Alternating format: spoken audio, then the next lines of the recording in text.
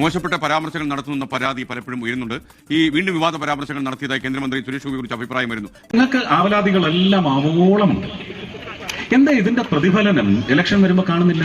കഴിഞ്ഞ തവണ കിറ്റ് തന്ന് നിങ്ങളെ പറ്റിച്ചെങ്കിൽ അതിൽ നിന്ന് പാഠം ഉൾക്കൊണ്ടുകൊണ്ട് ഇത്തവണ കിറ്റുമായി വന്നാൽ അവന്റെ മോന്തയ്ക്ക് വലിച്ചെറിഞ്ഞു കൊടുക്കണം.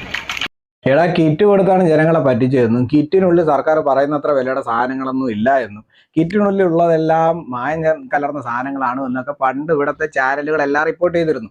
എല്ലാ ഫേസ്ബുക്കിലും വന്നിരുന്നു. കിറ്റ് കൊടുത്താണ് ഭരണം നേടിയതെന്നും അറിയാം. അല്ലാതെ ഇപ്പൊ നിങ്ങൾ എന്താ പറയുക, വികസനം കണ്ടിട്ടോ? എന്തായാലും നരേന്ദ്രമോദി കേന്ദ്രത്തിലുള്ളിടത്തോളം കാലം കേരളത്തിന് വേണ്ടുന്ന ഹൈവേയും പോർട്ടും മറ്റ് സഹായങ്ങളും ഭക്ഷണവും റേഷനരിയും മരുന്നുകളും ആശുപത്രി ആയുഷ്മാൻ ആരോഗ്യ മന്ദിർ എല്ലാം വരും. അതിന് ഇവരല്ല ആരുണ്ടെങ്കിലും വരും. കോൺഗ്രസ് എന്ന് പറയുന്ന ഒരു ഊള പാർട്ടി ആയതുകൊണ്ടും അവർ ജയിക്കുന്നത് തന്നെ മുസ്ലിങ്ങളെ സംരക്ഷിക്കാൻ വേണ്ടിയിട്ടാണെന്നൊക്കെ ഉള്ളത് നമുക്കിപ്പോൾ മനസ്സിലായി. അതുകൊണ്ട് തന്നെ ഇവറ്റകൾ ആർക്കും വേണ്ടതായി. കോവിഡിന്റെ സമയത്ത് ഏറ്റവും പരാജയപ്പെട്ടു പോയ ഒരു സംവിധാനങ്ങളിൽ ഒന്നാണ് കേരളത്തിന്റെ ആരോഗ്യവകുപ്പ്.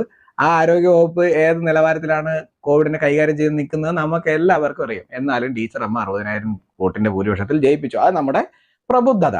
ആ ഒരൊറ്റ PR വർക്കിന്റെ പുറത്താണ് സംസ്ഥാന സർക്കാർ വീണ്ടും അധികാരത്തിൽ കയറിയത്. വീണ്ടും അവരെ ആരോഗ്യവകുപ്പ് മന്ത്രി ആയി കഴിഞ്ഞാൽ അവർ മുഖ്യമന്ത്രി ആവുമെന്ന് തോന്നിയപ്പോൾ തന്നെ അപ്പം തന്നെ തട്ടി.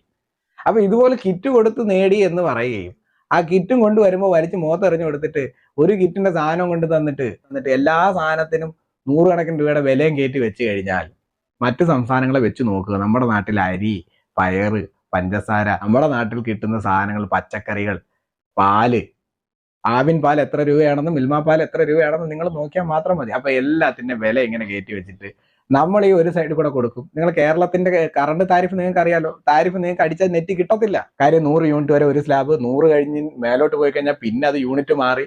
ഏറ്റവും കൂടുതൽ വൈദ്യുതി നിരക്ക് മേടിക്കുന്ന സംസ്ഥാനങ്ങളൊന്ന് കേരളമാണ്. സുരേഷ് ഗോപി ഈ കിറ്റ് വലിച്ചെറിയണമെന്ന് പറഞ്ഞതിൽ എന്താണ് വിവാദ പരാമർശം എന്ന് എനിക്ക് മനസ്സിലായില്ല. മിസ്റ്റർ ശ്രീകുണ്ടൻ നായർ താനൊക്കെ വല്ലാതെ ചൊറി പിടിച്ചവന്. പണ്ടൊക്കെ തന്നെയൊക്കെ എന്തൊരു വലിയ പോസ്റ്റിൽ നമ്മളെ കണ്ടത്. ശ്രീകണ്ഠൻ നായർ ഷോ.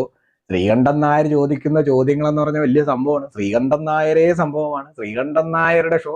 ശ്രീകണ്ഠൻ നായർ വാർത്ത വായിക്കുന്നു. ശ്രീകണ്ഠൻ നായരുടെ അഭിപ്രായം വാഴയ്ക്ക മാങ്ങാത്തൊലി ചേമ്പാണ്. മനസ്സിലായില്ലേ? തന്നെയൊക്കെ ഞങ്ങൾക്ക് മനസ്സിലായടോ. തനിക്ക് ഞാനൊരു ചലഞ്ച് പറയാം.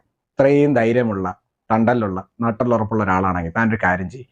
നൈജീരിയയിൽ നടക്കുന്ന കൂട്ടക്കൊലപാതകങ്ങളെ പറ്റി ഒരു റിപ്പോർട്ട് നടപ്പിലാക്കുക. ചുമ്മാ വളവളാന്ന് പറഞ്ഞാൽ പോരാ. ബോക്കോ ഹറാം ഇസ്ലാമിക് ഭീകരവാദികൾ കൊന്നൊടുക്കുന്നത് തന്നെ പറയണം.